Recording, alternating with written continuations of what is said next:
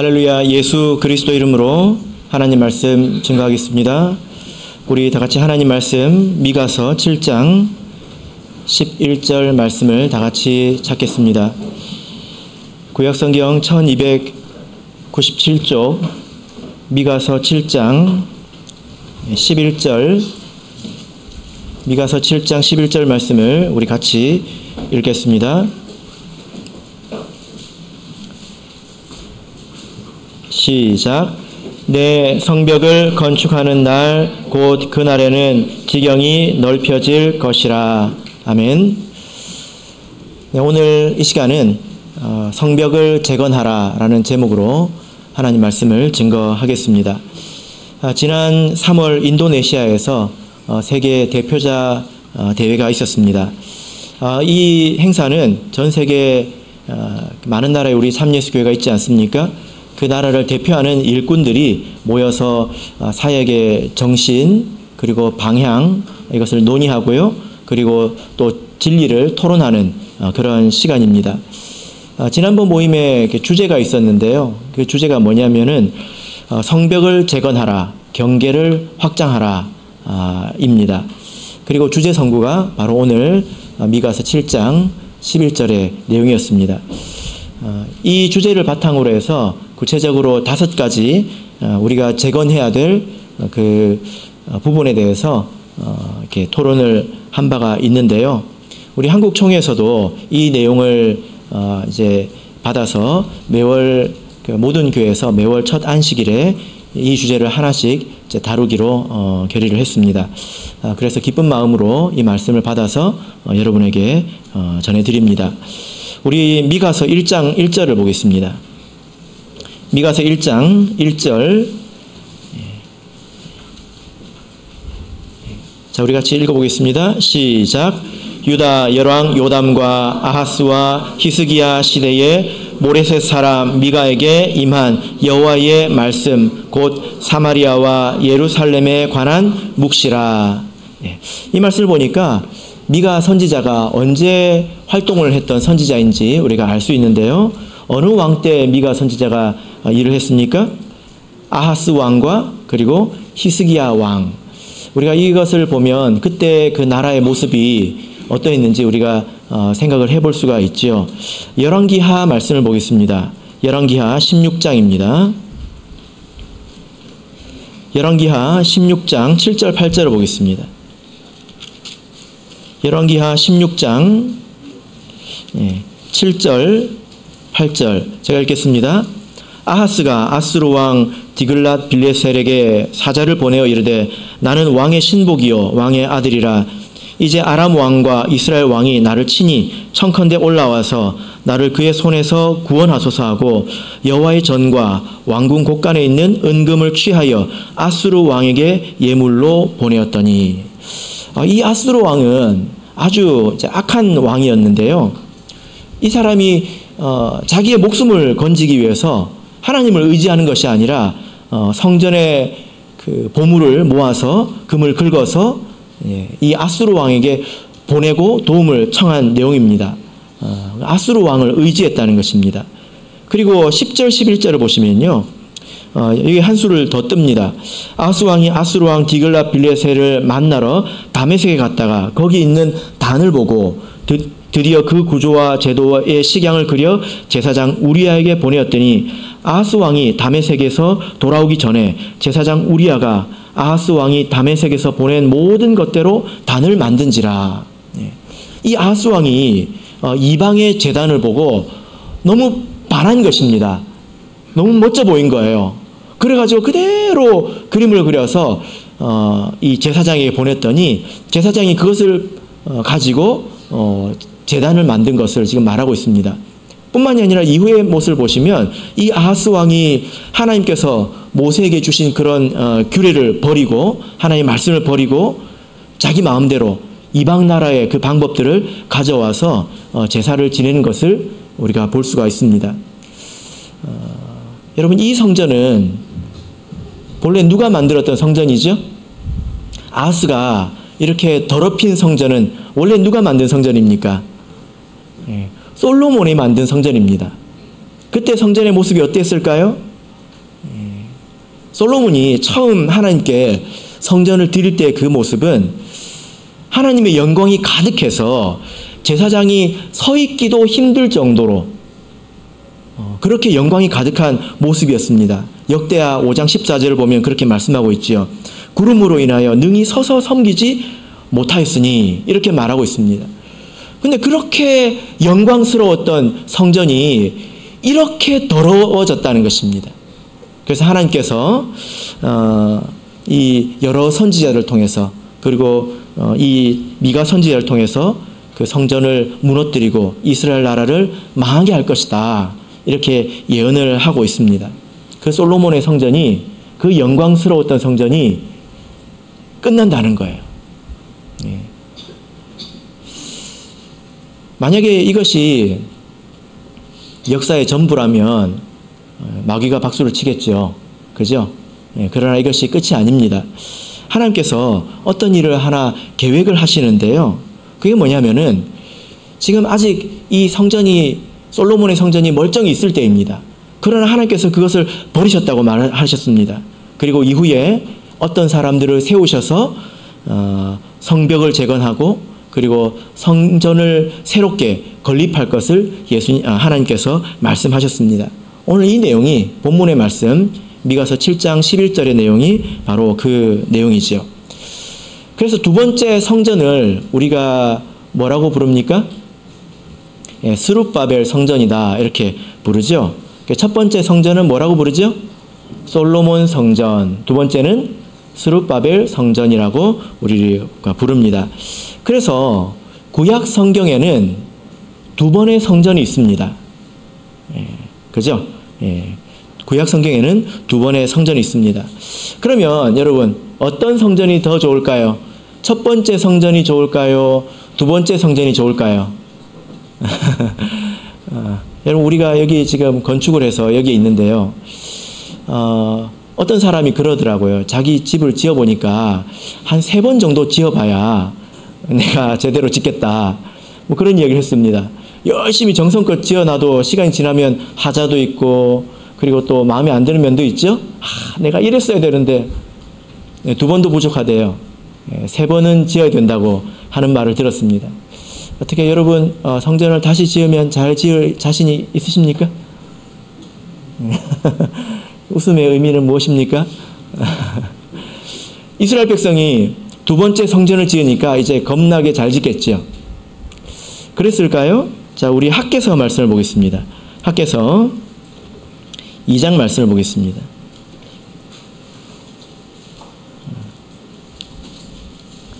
학개서 2장 3절입니다. 학개서 2장 3절. 자, 우리 같이 읽겠습니다. 시작. 너희 중에 남아있는 자 곧 이전에 이전 영광을 본 자가 누구냐? 이제 이것이 너에게 어떻게 보이느냐? 이것이 너희 눈에 보잘것이 없지 아니하냐? 예. 학개 선지자가 두 번째 성전이 지어지면서 하는 말이 너희들 중에 솔로몬의 성전을 본 사람이 있지 않느냐? 근데 지금 보니까 어떠냐? 뭐라고 표현하고 있습니까? 아무리 그래도 그렇지 선지자가 지어지는 성전을 놓고 뭐라고 하고 있습니까? 보잘것없다고 말하고 있습니다. 보잘것없다. 예. 실제로 이 두 번째 성전이 지어질 때 재건될 때 그 모습이 그렇게 아름답지 않았습니다. 왜 그럴까요? 예. 짓는 사람들이 변변치 않았으니까 그랬지요. 솔로몬이 그 지혜와 영광을 가지고 지은 첫 번째 성전과 겨우 포로에서 돌아온 이 백성들이 겨우 지은 이 두 번째 성전이 어떻게 비교가 되겠습니까? 그런데 하나님께서 이 선지자를 통해서 한 가지 말씀을 하시는데요. 2장 9절을 보겠습니다. 2장 9절 읽겠습니다. 시작. 이전에 나중 영광이 이전 영광보다 크리라. 만군의 여호와의 말이니라. 내가 이곳에 평강을 주리라. 만군의 여호와의 말이니라. 예. 하나님께서 만군의 여호와의 말이다 하면서 확언을 하시는 것이 무엇입니까? 너희가 지금 보는 이 성전이 보잘것이 없지만 만군의 여호와가 말한다. 이전에 지금 이 스룹바벨 성전의 나중 영광이 이전 솔로몬의 영광보다 클 것이다. 이렇게 말씀을 하고 있습니다. 이 학개서 2장 9절의 말씀은 예언의 말씀이죠. 하나의 예언과 같습니다. 구약 성경을 보면 두 번의 성전이 있다면 신약에는 두 번의 교회가 등장하죠. 사도교회 그리고 이제 말세의 참교회를 말합니다. 이 두 가지는 서로 비교될 수가 있습니다. 솔로몬 성전이 사도교회라면 사도교회라고 할 수 있습니다. 그 교회의 처음 모습은 어땠습니까? 우리가 사도행전 2장을 통해서 그 교회가 얼마나 영광스러웠는지 우리가 알 수 있죠. 진리가 온전했고 성도들 간의 사랑이 온전했습니다. 아무도 자기 소유를 주장하지 않았습니다. 굉장히 아름답지요. 그런데 그 사도교회가 언제까지 온전했을까요? 사도교회가 놀랍도록 빨리 변질이 되었습니다. 그래서 바울 사도가 첫 번째 적은 그 글에서 너희가 이같이 속히 빨리 복음 떠나는 것 때문에 내가 놀라 죽을 지경이다. 이렇게 이야기하지 않았습니까? 시간이 갈수록 사도교회 우리 신약 성경을 보면 사도교회의 시간이 갈수록 교회가 아주 어지러워지는 것을 볼 수가 있습니다. 거짓 선지자가 넘쳐나고 거짓 사도가 넘쳐나고 오죽했으면 바울 사도가 개들을 삼가라. 개 같은 사람들도 아니고 개들을 삼가라 하고 편지를 써서 보냈습니다. 이 솔로몬의 성전이 급격히 쇠락한 것처럼 사도교회도 그렇게 끝을 보고 말았습니다. 결국 첫 번째 성전과 같이 소멸되고 말았지요. 그리고 시간이 지나서 하나님께서 정하신 때에 너희 눈에 보잘것이 없지 아니하냐 라고 말한 두 번째 교회가 이 땅에 세워졌습니다. 너희 눈에 보잘것이 없지 아니하냐. 어떤 교회일까요? 바로 우리 참예수 교회입니다. 보잘것 없지 아니하냐 이 말에 공감하십니까? 아마도 우리 학생들은 공감을 못할 수도 있을 것 같아요. 왜냐하면 참예수 교회 역사가 이미 이제 100년이 됐기 때문이죠. 저도 처음에 부산교회에서 신앙생활을 했기 때문에 그렇습니다. 40년 만에 믿음을 회복한 그 고은호 형제님의 간증이 최근에 그 유튜브에 올라왔습니다. 뭐 제가 대화를 해본 적도 있고 그분의 이야기를 또 제가 들어본 적이 있는데요. 그분의 간증 속에서 자기가 처음 인도를 받아서 교회를 갔더니 교회가 아니더래요. 대구교회였습니다. 이렇게 증인이 여기 2명이나 있는데 거기 갔더니 교회가 아니더래요. 허름한 가정집이었다고 이야기를 합니다. 세상에 얼마나 아름답고 큰 교회들이 많이 있습니까? 그런 눈으로 보자면 어떻게 보일까요? 너희 눈에 보잘것이 없지 아니하냐. 이 말이 참으로 맞지 않습니까? 그러나 하나님의 말씀이 이전에 나중 영광이 이전 영광보다 클 것이다. 이 말은 이 말세의 교회가 하나님의 인도하심으로 사도교회의 온전한 모습보다 더 온전하게 될 것이라는 그런 예언의 말씀입니다. 감사하지요? 우리는 무능하지만 하나님께서 이끌어 가실 것입니다. 만군의 여호와의 말입니다. 그러나 이것이 우리가 주머니에 두 손을 넣고 가만히 있어도 자동으로 되는 것은 아닙니다. 공짜로 되거나 거저로 되는 것은 아니지요. 하나님께서 인도하시지만 많은 일꾼들의 수고와 헌신으로 될 것입니다. 오늘은 우리가 어떤 면에서 다시 이 성벽을 세우고 그리고 또 성전을 세워야 될지에 대해서 말씀을 드리도록 하겠습니다. 미가서 4장을 보겠습니다. 미가서 4장 1절 2절입니다. 미가서 4장 1절 2절 같이 읽겠습니다. 시작. 말일에 이르러는 여호와의 전에 산이 산들의 꼭대기에 굳게 서며 작은 산들 위에 뛰어나고 민족들이 그리로 몰려갈 것이라. 곧 많은 이방이 가며 이르기를 오라 우리가 여호와의 산에 올라가서 야곱의 하나님의 전에 이르자. 그가 그 도로 우리에게 가르칠 것이라. 우리가 그 길로 행하리라 하니 이는 율법이 시온에서부터 나올 것이요 여호와의 말씀이 예루살렘에서부터 나올 것임이라. 말일의 마지막 때에는 여호와의 전에 산이, 이제 말세의 교회를 말하죠, 모든 산들보다 높을 것이다. 우월하고 뛰어나다는 것입니다. 여기서 무엇이 뛰어나다고 말하고 있습니까? 사람들이 거기에 왜 몰려온다고 말하고 있습니까? 아름다운 규모 때문입니까? 혹은 화려함 때문입니까? 무엇을 듣기 위해서, 무엇을 보기 위해서 온다고 말하고 있습니까? 야곱의 하나님의 전에 우리가 가자. 그가 그 도로 우리에게 가르칠 것이라. 무엇을 듣기 위해서 옵니까? 하나님의 진리의 말씀이죠. 그죠? 하나님의 진리의 말씀이 가장 봉우리에 있다는 것입니다. 우리가 말세에 쌓아야 될 성벽은 바로 진리의 성벽입니다. 옛날에 저도 우리 교회 성도의 숫자가 이렇게 작다고 생각을 했습니다.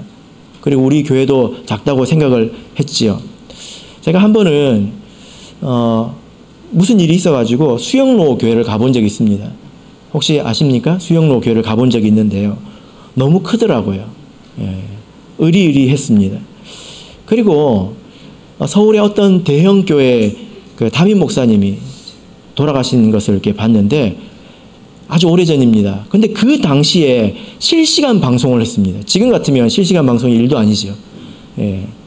근데 그 당시에 실시간 방송을 하는데 대통령급의 의전이더라고요. 대통령이 돌아가신 줄 알았습니다.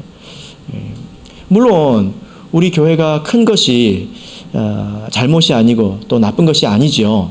그죠? 그러나 하나님께서 세우실 교회, 마지막 교회의 그 우월함은 규모나 화려함은 아니라는 것입니다. 무엇입니까? 바로 진리라는 거죠. 교회는 진리가 있어야 합니다. 말세의 교회는 진리를 굳게 세워야 합니다. 감사하게도 우리 참예수교회는 하나님께서 처음부터 이 진리를 온전하게 주셨지요. 유다서 1장 3절을 보면 성도에게 단번에 주신 믿음의 돌을 위하여 힘써 싸우라. 우리에게 한 번의 믿음의 돌을 주셨다, 이렇게 말씀을 하고 있습니다. 그래서 우리가 흔들리지 말아야 될 믿음이 뭐냐면, 우리 참예수교회는 처음 사람이 구원받기에 진리가 부족하지 않았다는 것입니다. 여러분 한번 생각해 보세요. 우리 진리가 점점 발전해가지고 처음 사람은 구원을 못 받았는데 어느 순간부터 구원을 받는다고 그렇게 믿을 수 있을까요? 절대 그럴 수 없죠. 그래서 우리의 진리가 처음부터 구원받기에 부족하지 않았다는 것입니다. 그래서 우리가 가지고 있는 그 기본 신앙을 보면 하나님에 대한 우리의 신앙, 그리고 성경과 교회에 대한 우리의 신앙, 그리고 각종 성례와 안식일, 구원, 또 재림에 관한 그런 믿음을 보면 이 진리는 정말 만국의 모든 교회 위에 우뚝 서 있다고 우리가 말할 수 있습니다. 왜냐면요, 다른 교회의 진리는 변하고 있습니다. 다른 교회의 진리는 변하고 있습니다. 변한다는 것 그 자체가 불완전하다는 것을 말하는 것 아닙니까? 그죠? 예전에는 장로교에서 방언을 말하지 않았습니다. 그런 말하는 것을 싫어했습니다. 장로교에서 방언 그러면 그런 거는 순복음교회에서나 하는 거지. 이제 이렇게 이야기를 했습니다. 근데 지금은 어떻습니까? 지금은요, 장로교회마다 방언을 좋아하지 않는 사람이 없습니다. 방언을 하나님의 하늘의 언어라고 합니다.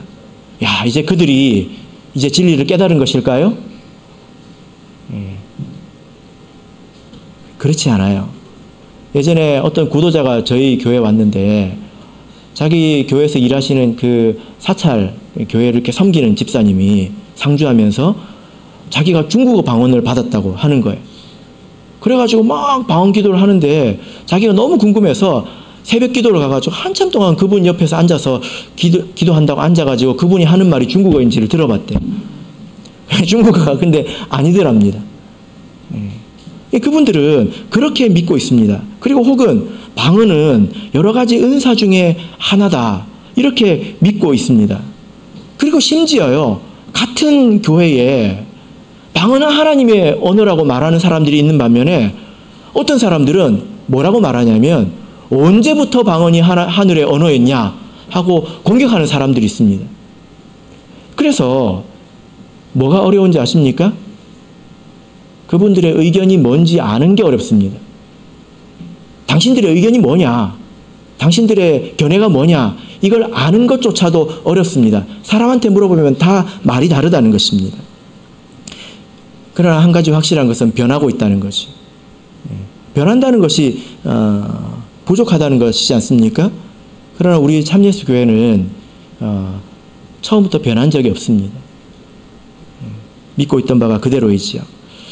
우리가 이 진리의 성읍을, 진리의 성벽을 굳게 세워야 합니다. 근데 우리가 여러분 한번 생각해 보세요. 우리가 믿고 있는 바가 사도교회 성도들이 믿고 있었던 바인데 이제 그들의 믿음에 선이 있을 거 아닙니까? 거기에다가 벽을 한 줄을 쭉 쌓아 올리고 이제 성벽을 지었다 이렇게 말할 수 있을까요? 벽돌을 한 장 쭉 쌓아 올리면 누가 와가지고 누가 와가지고 발로 한 방 뻥 차면 어떻게 됩니까? 그대로 넘어질 거잖아요. 힘이 없으니까. 그걸 쌓아놓고 우리가 성벽을 쌓았다 이렇게 말할 수 있을까요? 사실 우리가 받은 것은 그와 같은 것입니다. 진리인 것은 틀림이 없지만 그것이 그렇게 튼튼하다 이렇게 말할 수는 없었죠. 우리의 사명은 무엇입니까? 그것을 굳게 쌓아 올리는 것입니다. 자, 우리 요한계시록 21장을 보겠습니다. 요한계시록 21장 16절을 보겠습니다.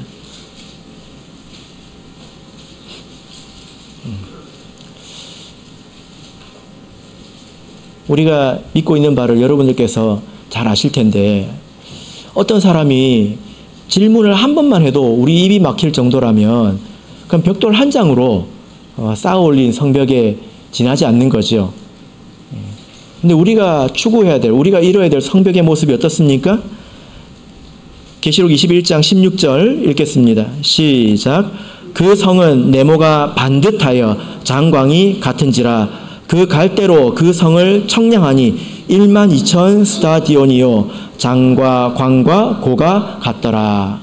자, 여기 보면 예루살렘의 그 새 예루살렘의 성벽에 대해서 이야기하고 있는데 이제 길이 너비 높이가 같다 이렇게 말하고 있습니다. 그 길이가 얼마입니까? 12,000 스타디온이라고 말하고 있습니다. 이것은 실제로 그렇게 성을 짓는다는 건 아니고 영적으로 이와 같아 보인다는 것인데 12,000 스타디온이 지금 우리가 사용하는 미터 단위로 환산을 하면 얼마나 될까요? 대략 2,200km 정도 됩니다. 2,200km. 한번 생각해 보세요. 벽을 여기서 쌓아 올렸는데 벽을 100m만 쌓아 올려도 까마득할 겁니다. 아파트 30층 높이가 되겠지요. 근데 1km를 쌓아 올렸다. 한번 생각해 보세요. 10km를 쌓아 올리면 어떤 일이 생기는지 아십니까? 비행기가 가다가 부딪힙니다. 아마 지금 효원이랑 태건이가 아마 몇 킬로 위에 있을 텐데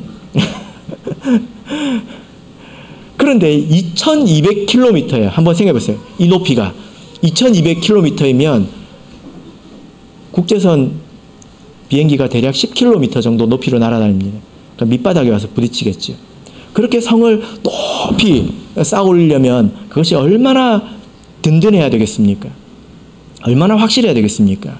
그래서 우리가 이 진리의 성벽을 이렇게 확실하게 탄탄하게 우리가 쌓아야 된다는 것입니다. 말세에 이제 가장 위험한 것은 우리가 성경을 보자면 진리를 위협하는 그런 존재들이 나타난다는 것입니다. 적그리스도 그리고 거짓 선지자이지요. 누구도 안전하다고 말을 할 수가 없습니다. 이런 사람들이 전부 진리를 혼란하게 하는 자들인데요. 이런 일들이 지금도 벌어지고 있고요. 그리고 이후에는 더 심해질 것을 성경은 말하고 있습니다. 그래서 우리가 성경 말씀을 배워야 되겠지요? 자기 성벽을 굳게 쌓아 올려야 합니다. 그리고 우리 교회가 진리의 성벽을 굳게 쌓아 올려야 합니다. 우리가 서로 배우고 또 연구하고 가르치고 이런 노력이 우리에게 있어야 된다는 것입니다. 바라옵기는 우리 모든 성도들께서 지금보다 더 열심히 말씀을 익히고 또 배우시기를 진심으로 바랍니다.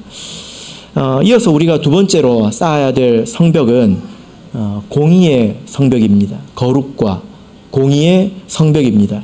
미가서를 보겠습니다. 미가서 3장 9절입니다. 미가서 3장 9절부터 11절까지를 보겠습니다. 미가서 3장 9절에서 11절 같이 읽겠습니다. 시작. 야곱 족속의 두령과 이스라엘 족속의 치리자 곧 공의를 미워하고 정직한 것을 굽게 하는 자들아, 청컨대 이 말을 들을지어다. 시온을 피로 예루살렘을 죄악으로 건축하는도다. 그 두령은 뇌물을 위하여 재판하며 그 제사장은 삭을 위하여 교훈하며 그 선지자는 돈을 위하여 점치면서 오히려 여호와를 의뢰하여 이르기를 여호와께서 우리 중에 계시지 아니하냐, 재앙이 우리에게 임하지 아니하리라 하는도다. 구약 성경도 마찬가지고요. 신약 성경도 마찬가지인데 이 두 개가 연결이 되어 있습니다. 어떤 사람이 진리적으로 부패할까요? 거룩하지 못한 사람들이에요. 거룩하지 못한 사람들이 진리의 미혹을 받고요. 진리의 미혹을 받는 사람들이 썩은 것을 좋아합니다. 지금 이스라엘 모습이 그와 같지요. 자, 여기 보시면 이스라엘의 지도층, 성직자나 뭐 왕들이나 이런 사람들이 부패를 했습니다. 그런데 백성이 너무 좋은 거예요. 뭐가 좋을까요? 뭐가 좋을까요? 나에 대해서 이래라 저래라 하지 않으니까. 히스기야는 이래라 저래라 많이 했거든요. 산당을 없애라, 우상을 없애라 막 시키는 게 많았단 말이에요. 그런데 이렇게 지도자들이 부패하니까 백성들이 살기가 너무 좋습니다. 이래라 저래라 안 하니까. 도리어 타락한 지도자들이 돈을 받고 축복해 주는 게 너무 좋은 것입니다. 이게 이스라엘의 모습이었다는 것입니다. 그러니까 이 두 가지가 지금 연결이 되어 있죠. 타락한 사람들이 거짓 예언을 받고 있다는 거예요. 거짓 말씀을 받고 있다는 것입니다. 하나님의 나라가 이렇게 거룩이 무너지고 공의가 무너지면 여기까지도 무너질 수 있다는 것을 우리가 볼 수 있습니다. 가장 거룩해야 될 하나님의 나라가 이렇게 더러워졌다는 것입니다. 만약에 이와 같다면 어떤 일이 벌어질까요? 만약에 하나님의 나라가, 하나님의 백성이 거룩을 버리고 공의를 버린다면 어떤 일이 벌어질까요? 미가서 1장 2절을 보겠습니다. 미가서 1장 2절. 자, 읽겠습니다. 시작.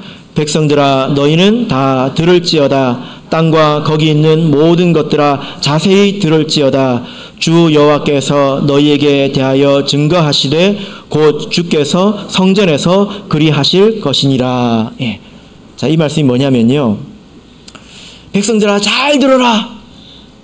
사람만 듣는 게 아니라 땅도 듣고 하늘도 듣고 땅에 있는 나무들도 잘 들어라. 여호와께서 너희에 대해서 증거하실 것이다.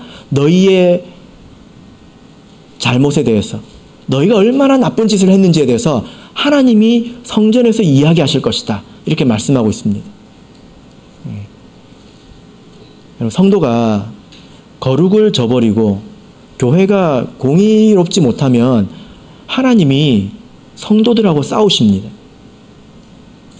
하나님이 힘을 주시는 게 아니라, 은혜를 주시는 것이 아니라, 외면하시는 정도가 아니라 싸우신다는 것입니다.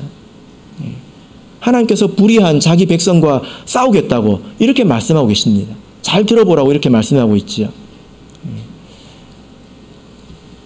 그래서 우리 성도들도, 그리고 우리 교회도 거룩과 공의를 지키기 위해서 노력해야 합니다.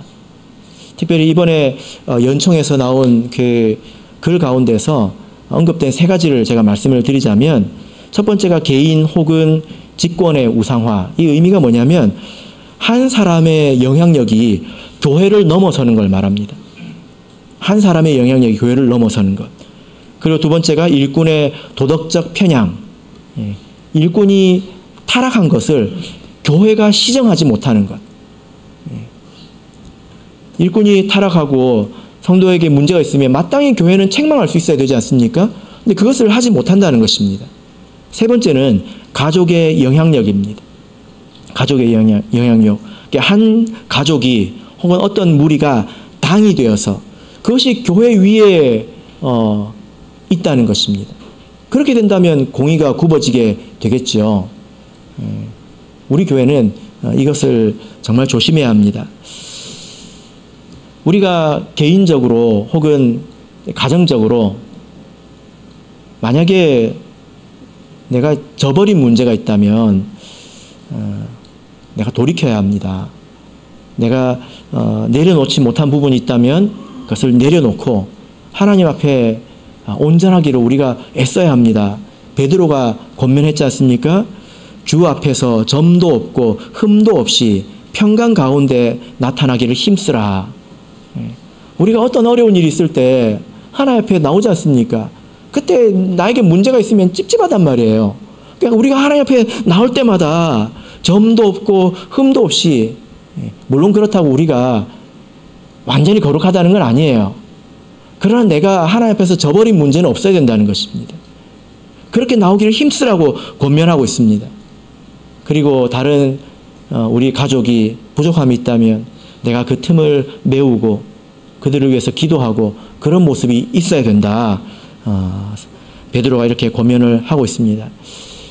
바라옵기는 우리 각 성도 개인과 또 여러분들의 모든 가정과 또 우리 교회가 이 거룩과 공의의 성벽을 굳게 세우기를 진심으로 바랍니다. 세 번째입니다. 세 가지인데요. 시편 122편을 보겠습니다. 시편 122편 3절입니다. 시편 122편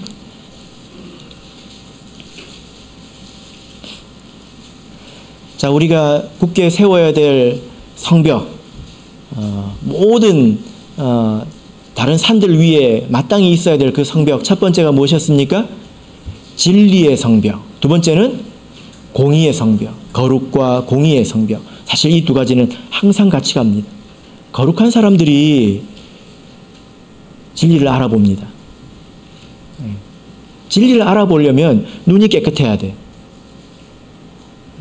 우리가 함께 노력합시다. 자, 시편 122편 3절, 이제 세 번째 무엇일까요? 읽겠습니다. 시작. 예루살렘아, 너는 조밀한 성읍과 같이 건설되었도다. 예. 세 번째 우리가 세워야 될, 보수해야 될 성벽은 한 마음의 성벽입니다. 한 마음의 성벽. 자, 여기서 예루살렘은 조밀하다 이렇게 말하고 있는데 어떤 생각이 듭니까? 조밀하다 그러면? 예. 원문을 보면 연결되었다, 결합되었다 이런 뜻인데요. 세번역 성경에서는 예루살렘아, 너는 치밀하게 잘 갖추어진 성벽이다 이렇게 성읍이다 이렇게 말하고 있습니다. 치밀하게 잘 갖춰졌다는 거예요. 이게 무슨 말입니까? 얼기설기 그냥 엉성하게 세워진 것이 아니라 성벽이 딱딱 맞게 잘 연결이 되어 있다는 거예요. 빈틈이 없이, 물샐 틈이 없이 잘 연결되어 있다는 것입니다. 뿐만 아니라 그 안에 있는 내용물들도 구성지게 요모조모 잘 이제 갖추어져 있다라는 거죠. 여러분 한번 생각해 보십시오. 성벽이 잘 연결되어 있지 않고 엉성하게 그냥 드문드문 세워져 있다면 그 성벽이 우리를 보호할 수 있을까요? 안 되겠죠? 예. 갈라지면 뭐가 들어옵니까? 예. 찬바람이 들어옵니다. 갈라지면. 그리고 한번 생각해 보세요. 다 이렇게 성벽이 연결되어 있는데 다 만들어 놓고 보니까 그 안에 화장실을 안 만든 거예요. 여러분 한번 생각해 보세요. 우리가 교회를 이렇게 우리 교회가 300평이 넘는 거 아십니까? 엄청 큰 교회예요. 300평이 넘도록 만들었는데 다 짓고 보니까 화장실이 없어요. 어떻게 될까요? 엄청 불편하겠죠. 네. 예루살렘은 이렇게 치밀하게 다 연결이 되어 있고 그 안에 요모조모 그 안에서 모든 것이 가능하도록 이렇게 연결이 되어 있다는 것입니다. 이것이 우리가 추구해야 될 교회의 모습입니다. 우리 교회가 정말 이렇게 되기를 바랍니다. 우리 교회 우리 성도님들 그리고 일꾼들이 마음이 하나가 되어야 합니다. 일 잘하자고 좋은 거 얻자고 하나가 깨지는 것은 훨씬 더 큰 것을 잃어버리는 것입니다. 그리고 그 성도들이 우리 교회의 필요대로 그 역할을 다 할 수 있어야 합니다. 그 기능을 다 할 수 있어야 된다는 거예요. 그래서 저는 가끔씩 생각을 하거든요. 어떤 생각이냐면 교회에 전부 저 같은 사람, 똑같은 사람으로 가득 채워 있는 거예요. 100명이 있는데 다 저하고 똑같은 사람이에요. 막 끔찍합니다. 여러분들도 한번 생각해 보세요. 다 우리 교회 때로 우리가 마음에 병이 들면 나만 옳은 것 같고 다 뭐가 문제가 있는 것 같거든요. 나 같은 사람으로 다 채워져 있다고 한번 생각해 보세요. 얼마나 그게 끔찍합니까? 우리가 이렇게 서로 기능을 잘 할 수 있도록 그리고 그것이 하나 안에서 이루어지도록 노력해야 합니다. 이 연총에서 이 제목으로 말씀을 나누라고 이렇게 올라온 글이 있는데요. 그 문서에 이렇게 그 기록이 되어 있습니다. 제 입으로 하기에는 좀 민망하기도 하고 뭐 사실 그렇지도 않습니다. 할 수도 있지만 제가 글을 읽어드릴게요. 초기 일꾼은 학력도 낮고 사회적 지위도 낮았으나 신도가 순수하여 일꾼에 순종하고 어려움과 핍박 속에서도 교회가 항상 앞으로 발전하였다. 반대로 최근에는 교육 수준이 향상되었지만 사람의 의견이 상대적으로 증가하고 특히 해외에서 지식 수준들이 다들 높으므로 심중에 교만이 생겨서 사람과 사람이 한 마음이 될 수 없어서 내부 문제에 에너지를 소모하니 선교 사역이 어떻게 발전할 수 있겠는가? 이렇게 적혀 있습니다. 무슨 말입니까? 잘난 사람들이 너무 많아졌다는 거죠. 잘난 사람이 많아져가지고 이리로 저리로 힘을 쓰다 보니까 결국에는 힘이 없어졌다는 것입니다. 마치 이제 팔씨름하는 것 같아요. 아주 힘센 두 사람이 힘을 쓰고 있습니다. 근데 손이 1cm도 미동하지 않죠. 힘은 넘치지만 교회는 움직이지 않는다는 것입니다. 우리 교회의 일꾼들이 한 마음이 되고 또 우리 성도들이 한 마음이 돼서 하나님을 섬길 수 있도록 우리가 겸손해져야 합니다. 상대방을 존중하고 그리고 말을 조심해야 합니다. 말을 부드럽게 해야 합니다. 그래서 우리 일꾼들이 이렇게 하나님 안에서 한 마음이 된다면 교회는 성장하고 또 발전할 것입니다. 이 일에 있어서 우리가 가장 먼저 해야 되는 것이 무엇일까요? 최근에 우리 총회에서 목회자들에게 지침을 내려주셨는데 교회와 총회의 발전을 위해서 30분 더 기도하라는 것입니다. 매일 일정하게 기도하는 시간이 있지 않습니까? 30분 더 기도하라는 것입니다. 그리고 교회의 직분자들도 30분 더 기도하라는 것입니다. 30분 기도하라는 게 아니라 매일 기도하잖아요. 거기다가 30분을 더 하라는 것입니다. 어떤 형제가 제가 간증을 읽었는데 어떤 형제가 심장병 수술을 했습니다. 아마 우리 미국에서 오신 배 집사님은 아는 분일 수도 있어요. 제가 아시는지 궁금한데 저는 글로만 읽었습니다. 그래서 얼마나 심각한 수술이었냐면 심장이 이렇게 있잖아요. 이 심장을 반으로 잘라야 되는 수술이었습니다. 심각하죠. 예, 그래서 죽을 수도 있는 그런 수술이었습니다. 그 수술실에 들어가서 이제 마취가 되어서 깨어나기까지의 일인데요. 이분이 그렇게 무의식 중에 있었지만 그분은 그러나 환상 중에 있었습니다. 그래서 그 환상의 내용을 이야기해 주시는데 푸른 초장 위에서 수천 명의 그 성도들이 기도하고 있더라는 거예요. 그래서 자기가 가가지고 우리 성도들이 기도하고 있으니까 그 모습이 되게 아름다워 보이고 나도 거기서 같이 기도해야 되겠다 해가지고 가서 물어봤습니다. 그래서 뭘 위해 기도하냐고 이렇게 물어봤어요. 그러니까 하는 말이 앞으로 영적 전쟁이 있기 때문에 우리가 기도해야 됩니다. 이렇게 이야기를 하더래요. 그래서 자리를 만들어서 기도를 했는데 알고 보니까 그게 자기를 위해서 기도하던 거더래요. 자기를 위해서. 그런 그 위급한 소식이 있으면 우리가 전국의 성도들에게 알려서 기도하게 하잖아요. 그럼 각자 다른 시간에 다른 장소에서 기도하겠지만 영 안에서는 그것이 하나의 기도가 된다는 것입니다.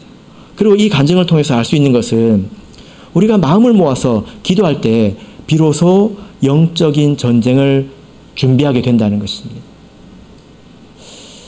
그래서 제가 이 총에서 내려온 이제 기도의 제목을 주보에 실어드렸습니다. 여러분 주보를 한번 펴보실까요? 원래 안식일 오후 분반 예배 자료가 있어야 되는 칸에 뭐라고 적혀 있습니까?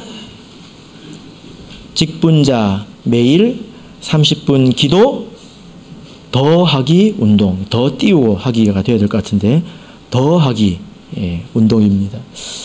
여기서 말하는 직분자는 성직자, 그리고 우리 교회 임원, 그리고 신도의 임원, 그리고 각종 사역 기관들 있지 않습니까?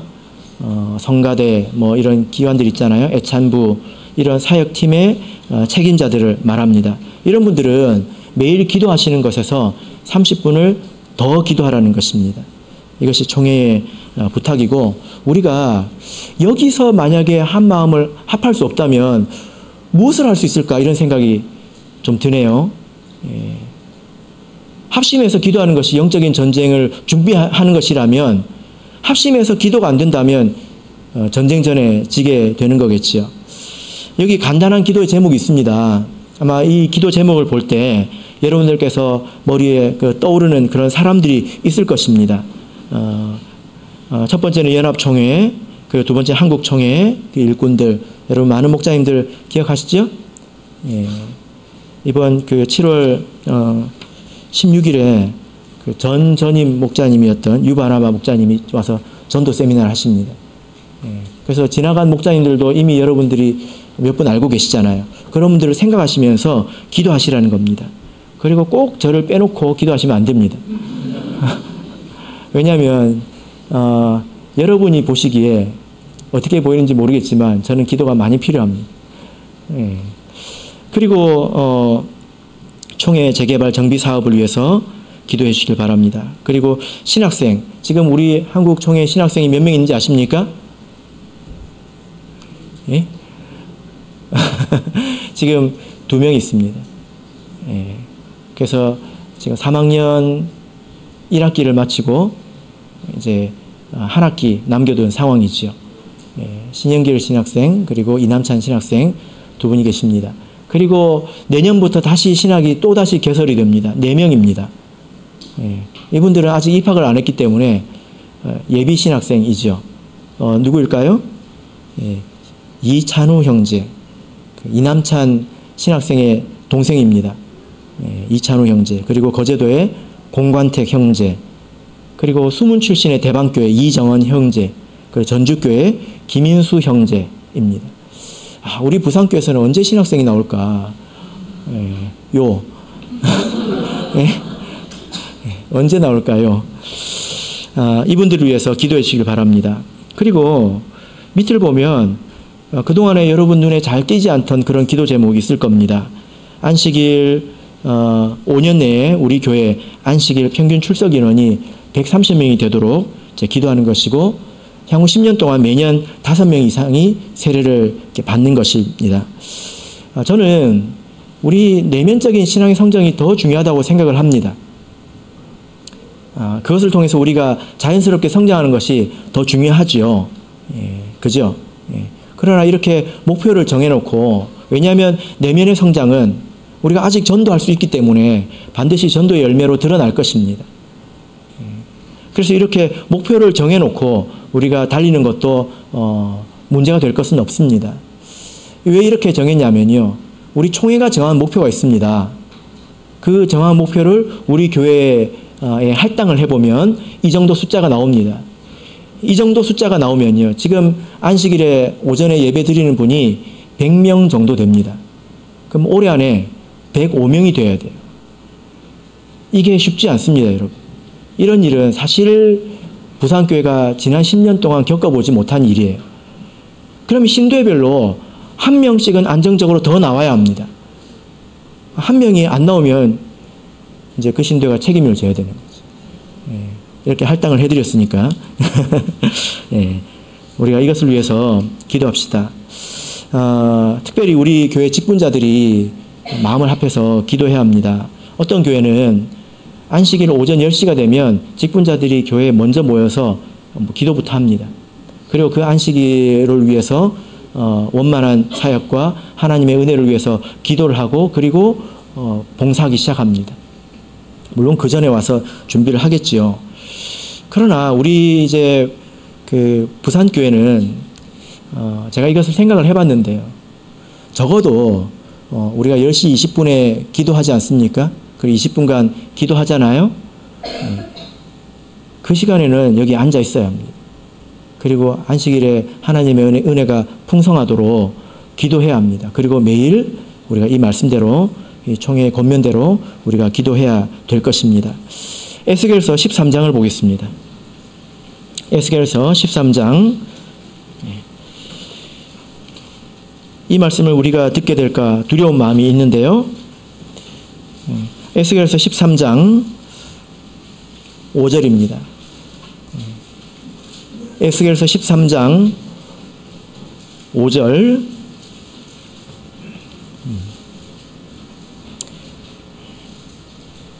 같이 읽겠습니다. 시작. 너희 선지자들이 성 무너진 곳에 올라가지도 아니하였으며 이스라엘 족속을 위하여 여호와의 날에 전쟁을 방비하게 하려고 성벽을 수축하지도 아니하였느니라. 우리가 영적으로 진리의 성벽과 또 거룩과 공의의 성벽, 그리고 하나됨의 성벽을 쌓아 올려야 합니다. 열심히 힘을 합해야 합니다. 근데 만약에 우리가 힘을 합치지 않으면 이 말씀을 우리가 듣게 되겠죠. 이 말씀을 읽고 마치기에는 좀 아쉽습니다. 우리는 다른 말씀을 들어야 되겠죠? 이사야서 58장을 보겠습니다. 이사야서 58장 12절입니다. 이사야서 58장 12절. 이 말씀과 같이 우리가 변해가기를 바랍니다. 이사야서 58장 12절 같이 읽겠습니다. 시작. 내게서 나을 자들이 올해 황폐된 곳을 다시 세울 것이며 너는 역대에 파괴된 기초를 쌓으리니 너를 일컬어 무너진 데를 수보하는 자라 할 것이며 길을 수축하여 거할 곳이 되게 하는 자라 하리라. 우리는 어떤 사람이 되어야 될까요? 무너진 데를 보수하는 자, 다시 일으켜 세우는 자, 저와 여러분이 이 사람이 되기를 예수 그리스도 이름으로 축복합니다.